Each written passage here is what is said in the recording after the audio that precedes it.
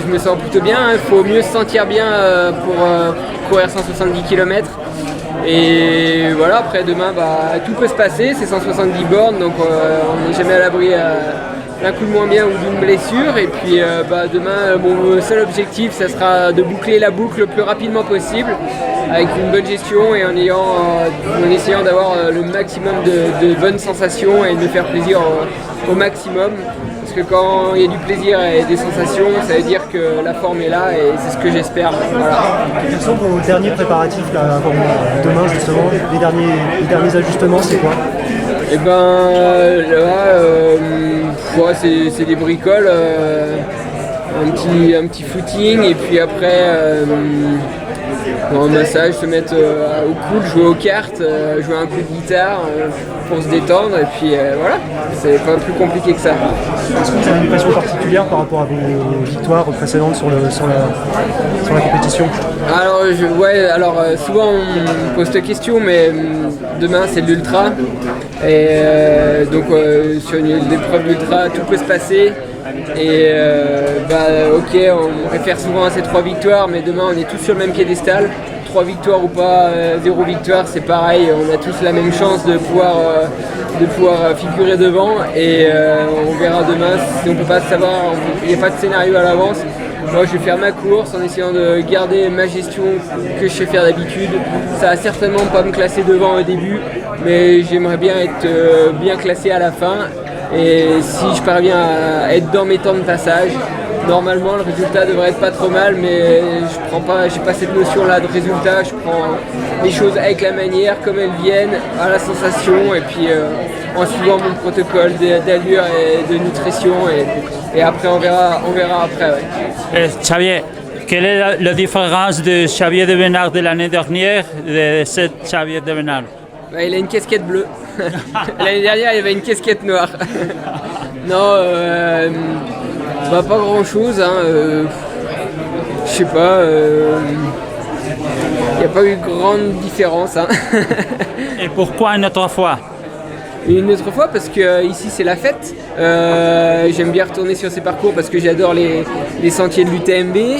Et puis parce que je considère que c'est un bel événement où il y a une superbe ambiance et puis parce que j'ai envie de participer à la fête et puis voilà, c'est la principale raison. Voilà.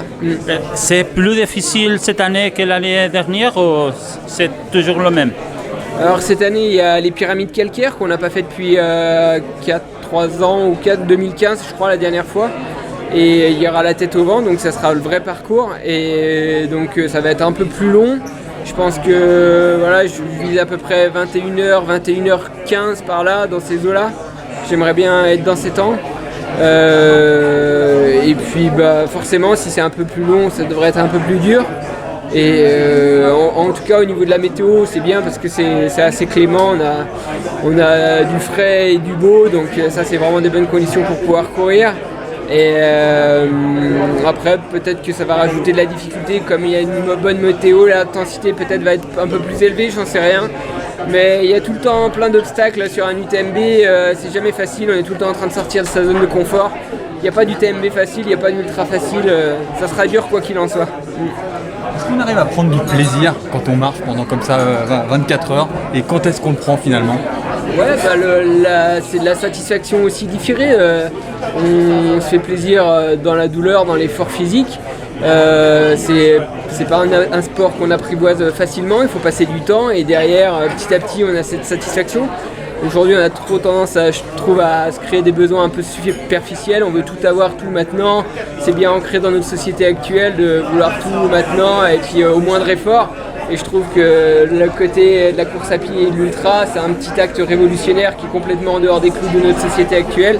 Et c'est ce qui me plaît. Et justement, la satisfaction avec 3 fois rien et dans la douleur, c'est quelque chose que j'apprécie beaucoup. Après, on va être posé pendant 2-3 jours et on serait mis une grosse dose de course à pied, d'effort physique en montagne. Et puis voilà, il n'y a pas besoin de grand chose finalement et c'est top. Qu'est-ce qui fait la spécificité de ce ultra trail? On dit qu'il est unique, que c'est la plus prestigieuse course au monde. C'est votre avis? Ce qui fait surtout que ça rend une course mythique, c'est parce qu'il y a le Mont Blanc. Et puis s'il n'y avait pas le Mont Blanc, je pense que ça ne serait pas aussi énorme. Parce que ça traverse 3 pays aussi, puis ça c'est assez unique. Mais ouais, je pense que le Mont Blanc est pour beaucoup, comme c'est quelque chose que tout le monde connaît dans le monde. On s'y attache beaucoup à cette montagne et finalement l'événement, s'il a cette envergure aujourd'hui, c'est surtout grâce à cette montagne. Je pense que n'importe quel organisateur aurait décidé de faire cet événement-là autour du Mont Blanc, ça aurait marché quoi qu'il en soit. Voilà, et c'est ça. Et puis maintenant, je dis pas, ils ont bossé là-dessus. Il y a eu beaucoup de boulot dessus et puis maintenant ça fait une belle fête internationale. Qu'est-ce que vous pensez de l'évolution du trail de ces dernières années, la professionnalisation un peu du sport? Qu'est-ce que vous en pensez? De toute façon, il fallait un peu s'attendre à ça. C'est bien qu'il y ait un engouement de la discipline. Et je trouve que si les gens arrivent à se rattacher justement à des vraies valeurs et puis à être sensibilisés au niveau du milieu naturel, dans les montagnes, les endroits qu'on parcourt, je trouve que c'est une bonne chose. Après, bien sûr, il y a le marketing qui rentre en compte aussi. Il y a beaucoup de business qui sont autour de l'événement. Et puis sur le trail, c'est une chose. Après, ça permet aussi justement de sensibiliser toutes ces personnes-là autour de l'événement et puis qui pratiquent le trail sur ces milieux naturels. Et je pense qu'aujourd'hui, il faut bien en avoir conscience et que c'est important d'avoir une conscience, on va dire, un peu écologique et puis d'être sensibilisé à ces milieux-là parce que c'est ce qui nous tient, quoi, c'est ce qui nous fait vivre. Donc on peut dire que c'est un mal pour un bien, quoi. Voilà. Xavier, quelle chaussure tu vas utiliser demain? Comment? Ton chaussure pour demain? Demain, je vais prendre les Fuji Trabuco Light. C'est un modèle chez ASICS. Pas le Pro? Non, Fuji Trabuco Light, voilà, qui sont plus légères que les Trabuco Pro, mais qui accrochent aussi bien. Et puis qui sont aussi confortables, amorties aussi mieux, mais elles sont plus légères. Donc je vais prendre celle-là. Ouais. Ce soir, la stratégie de course dans la tête, elle est déjà faite ou ça va encore cogiter Oui, non, de toute façon, moi, c'est clair et net que je vais essayer de me fier à mes temps. On peut me dire un lieu de passage, n'importe lequel dans la course, je pourrais dire le temps auquel je vais passer. À peu près, quoi, une estimation.